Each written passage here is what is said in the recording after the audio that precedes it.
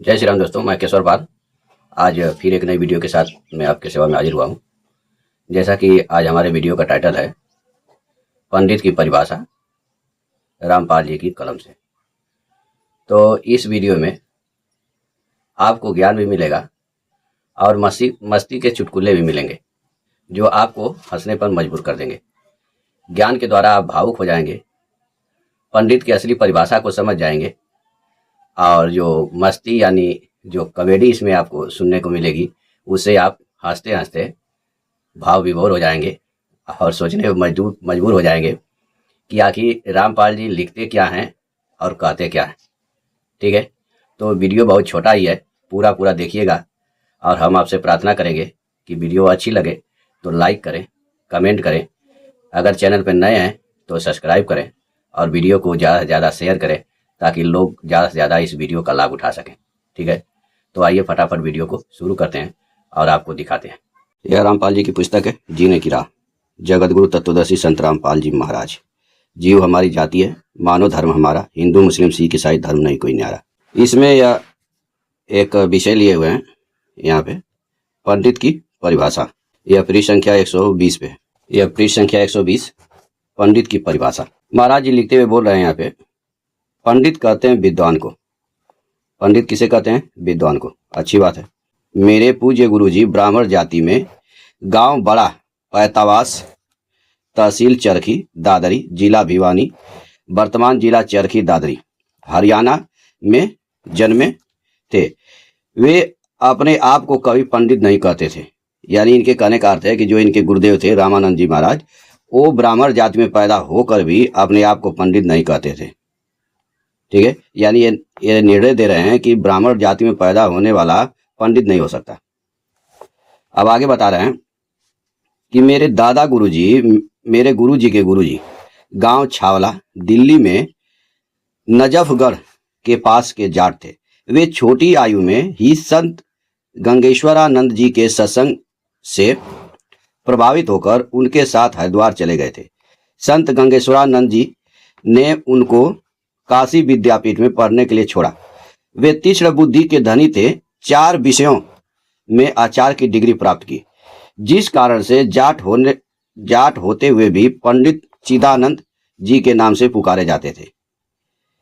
यानी यहाँ पे कह रहे हैं कि जो मेरे गुरु जी के गुरु जी यानी रामदेवानंद जी के जो गुरु जी हैं चिदानंद स्वामी, उनके लिए कह रहे हैं कि वो जाट जाति के थे, लेकिन वो गंगेश्वरानंद जी के सत्संग से प्रभावित होकर उनके साथ हरिद्वार चले गए और गंगेश्वरानंद जी महाराज उनको काशी विद्यापीठ में पढ़ने के लिए छोड़ा। वे 4 विषयों में पंडित हो गए, आचार्य हो गए, आचार्य की डिग्री प्राप्त की। गांव गोपालपुर, तहसील खरोदा, जिला सोनीपत, प्रांत हरियाणा में उनका आश्रम है। उस पर बोर्ड लगा है पंडित चितानंद जी, गरीबदासी आश्रम गोपालपुर। उनका नाम चितानंद जी था। कोई ब्राह्मण भाई दुख न माने, इसलिए पंडित की परिभाषा बताना अनिवार्य था, सो बताई। तो इन्होंने सही कहा है दोस्तों, कर्म के आधार पे किसी को भी पंडित नहीं माना जा सकता है। पंडित का मतलब होता है विद्वान, जिसको विद्या का ज्ञान हो, चाहे वो कोई भी बिरादरी का हो, वो पंडित है। ये तो रामपाल जी ने बड़ी ज्ञान की बात बताई और अच्छी चीज है। अब हम थोड़ा इनके चुटकुले सुन लेते हैं। ये कथा ले रहे हैं, सुदामा जी पंडित थे, जो भगवान श्री कृष्ण के दोस्त सुदामा हैं, उनकी एक कथा ले रहे हैं। सुदामा जी ब्राह्मण कुल में जन्मे थे। निर्धनता चरम पर थी। कई बार बच्चे भी भूखे सो जाते थे। सुदामा जी की धर्मपत्नी को पता था कि द्वारिका के राजा श्री कृष्ण जी के साथ सुदामा जी की अच्छी मित्रता रही है। पत्नी ने बहुत बार कहा कि आप अपने राजा मित्र कृष्ण से कुछ धन मांग लाओ।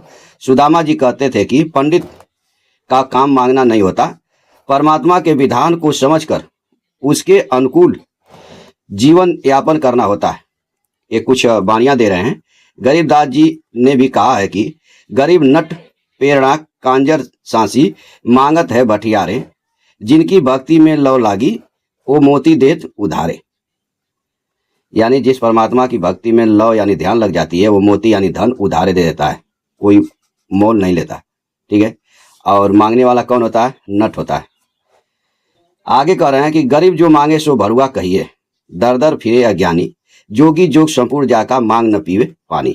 यानी आगे लिख रहे हैं कि जो मांगता है उसे भरुआ कहिए, जो दर दर फिरे मांगने के लिए इनके उनके आगे मांगे वो अज्ञानी है, और उस जोगी का जो मांगता है मांग कर पानी पीवे वो बिल्कुल बेकार है, उसका जोग ही बेकार है। तो आगे ये जो है उदाहरण देके समझा रहे हैं कि नट ये लोग जनता में कुछ खेल दिखाते हैं, जैसे लंबे बांस को बिना पृथ्वी में गाड़े उसके ऊपर चढ़ना, जो अनोखा व कठिन कार्य होता था। उस खेल के समापन पर कटोरा लेकर तमाशा देखने के लिए उपस्थित भीड़ से रुपए पैसे मांगते थे। इसी प्रकार अन्य जाति के व्यक्ति कंजर, सांसी, भटियारे अपनी कला दिखाकर रुपए या कड़क, गेहूं, बाजरा, चना मांगते थे। यदि योगी यानी साधक भी ऐसी सिद्धियों का प्रदर्शन करके रुपए व कड़क इकट्ठे करता है तो उसकी सत्य साधना नहीं है।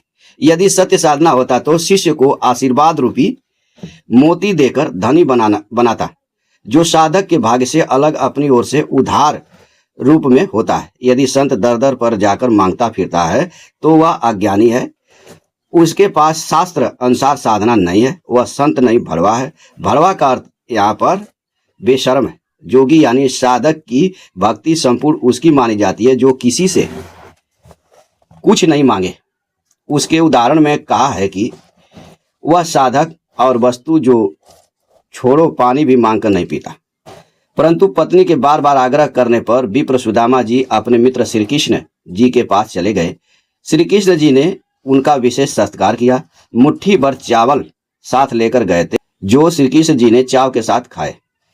चरण तक धोए और कुशल मंगल पूछा तो पंडित सुदामा जी ने कहा कि हे भगवान, मुझे किसी वस्तु की आवश्यकता नहीं है, आपकी कृपा से ठीक निर्वाह हो रहा है। एक सप्ताह भी श्री कृष्ण जी के पास रुककर सुदामा जी घर को चल पड़े। एक बार भी नहीं कहा कि कुछ धन दे दो। वे जानते थे कि कबीर बिन मांगे मोती मिले, मांगे मिले न भीख, मांगने से मरना भला, यह सदगुरु की सीख। यानी सदगुरु कहते हैं कि मांगना नहीं चाहिए, बिना मांगे ही मोती मिलती है। आगे इसका भावार्थ लिख रहे हैं कि कबीर परमात्मा ने बताया है कि जो पूर्ण परमात्मा की सत्य साधना करता है उसे मांगना नहीं चाहिए।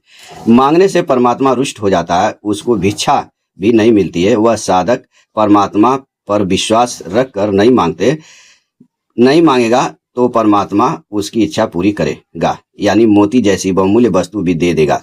पूर्ण सदगुरु यही शिक्षा देता है कि मांगने से तो व्यक्ति जीवित ही मर जाता है और मांगने से तो मरना भला है। भावार्थ आत्महत्या से नहीं है, यहाँ अपनी इच्छाओं का दमन करके मृतक बनकर रहने से है। श्री कृष्ण जी राजा थे। अपने मित्र की स्थिति को समझकर विश्वकर्मा जी को आदेश देकर एक सप्ताह में सुदामा जी का महल बनवा दिया तथा बहुत सारा धन दे दिया। पंडित सुदामा जी अपने धर्म कर्म पर डटे रहे, जिस कारण से उनको लाभ हुआ। इसे पंडित कहते हैं। जो मांगे सो भरुआ कहलाता है, पंडित की यह परिभाषा है। तो दोस्तों, आपने इस कहानी से एक चीज पढ़ा कि मांगने वाला भरुआ होता है और किसी से मांगना नहीं चाहिए, और पंडित वह है जिसके पास ज्ञान हो। ठीक है, तो आप यह पहले वीडियो देख लीजिए, और वीडियो देख करके आपके दिल में खुद गुदगुदी आएगा और हंसने को आप मजबूर हो जाएंगे कि एक तरफ तो रामपाल जी कहते हैं कि मांगने वाला भरुआ है, और दूसरी तरफ स्वयं दासों को कहते हैं कि तुम लोग इस सतलोक आश्रम में दान करो, क्योंकि इस संसार में मेरे सिवा कोई गुरु नहीं है, हाँ, और मेरे सिवा कोई लेने का अधिकारी भी नहीं है। मैं ही एक सुपात्र हूँ, मुझे ही दान करो। तो आप इस वीडियो को देखिए और उसमें पूरा जो है आपको ज्ञान हो जाएगा कि ये कहते कुछ और हैं और करते कुछ और है। नया पैसा कोई भाई भगवान बता दे, एक नया पैसा हमने कभी किसी से नहीं कहा दान दे दे। झूठ बोल रहा है।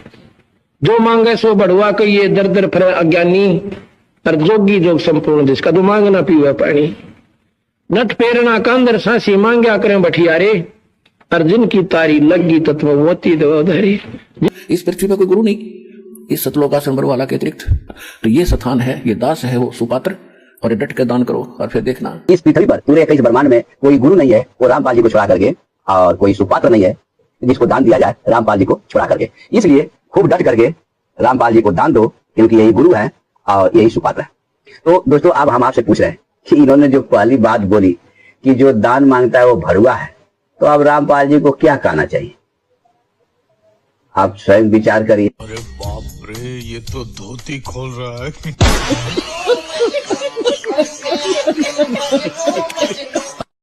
तो दोस्तों, आप लोगों को इस वीडियो में ज्ञान और गुदगुदी दोनों मिली होगी। आप हंसे भी होंगे और आप सोचने पर मजबूर भी हो गए होंगे कि ये रामपाल जी, इनकी कथनी और करनी दोनों एक नहीं है। ठीक है, तो आज के लिए इतना ही। फिर मिलेंगे नेक्स्ट वीडियो में। तब तक के लिए जय सीताराम।